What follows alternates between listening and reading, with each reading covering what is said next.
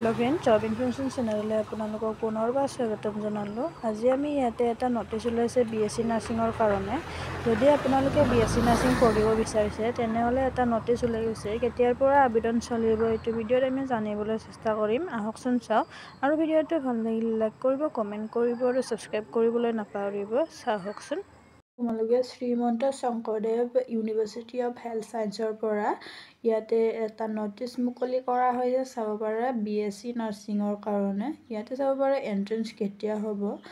The entrance examinations for admission into BSc Nursing course in both the government and private institute of Assam for the session 2025. ইয়াতে যদি তোমালোকে private institute বা government ইনষ্টিটিউটতো ল'ব খোজা তেতিয়াহ'লে BSc nursing entrance exam এবাৰ পৰা দিবই লাগিব বুলি ইয়াতে উল্লেখ কৰা হৈছে। In pursuance of the Assam Gazette notification, এইটো notification numberটো আপোনালোকে চাব পাৰে। তাৰপিছত the entrance examination for selection of candidate for admission into BSc Nursing course in both the government and private institute of Assam for the session 2025 is scheduled to be held on 22/6/2025.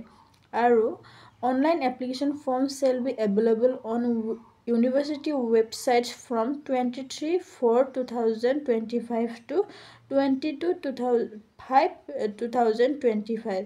ইয়াতে BSc নাৰ্ছিঙৰ entrance exam 22/6/2025 পাতিব বুলি কোৱা হৈছে আৰু application ফৰ্মটো available হ'ব university ৱেবছাইটত 23/4/2025 to 22/5/2025 লৈকে মুকলি কৰা হ'ব বুলি ইয়াতে উল্লেখ কৰা হৈছে।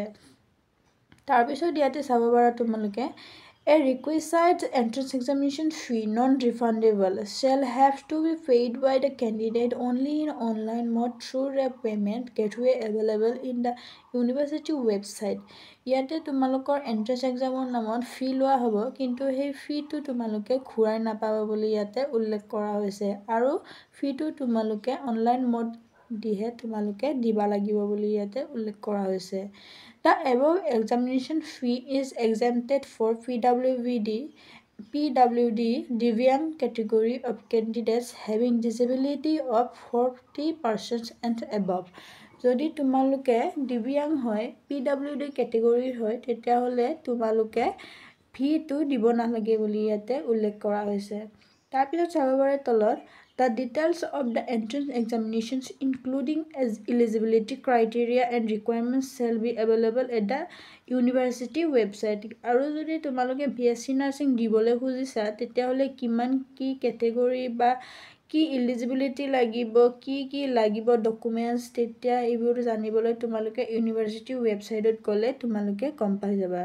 The entrance examinations will be held in center of Guwahati, Dibrugarh, Silchar, Jorhat, Borpeta, Tezpur, Difu, Lakhimpur, Nagaon, Kokrajhar, Nalbari, Dhuburi, Shillong, Aizawl, Itanagar, Agartala, Imphal, Dimapur and Gangtok.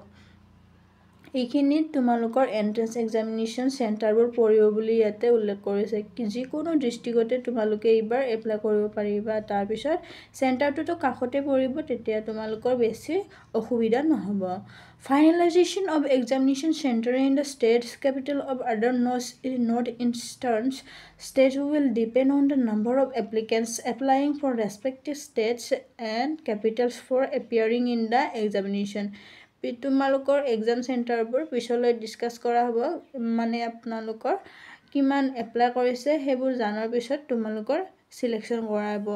তাৰপিছত ইয়াতে চাব পাৰে The admit card will be available online 2/6/2025 which can be downloaded after login.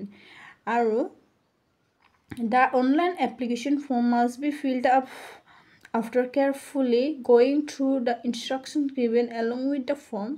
Candidates are strictly advised to keep record of the application number and passwords used by them while submitting the online form, without which they will not be able to download admit card.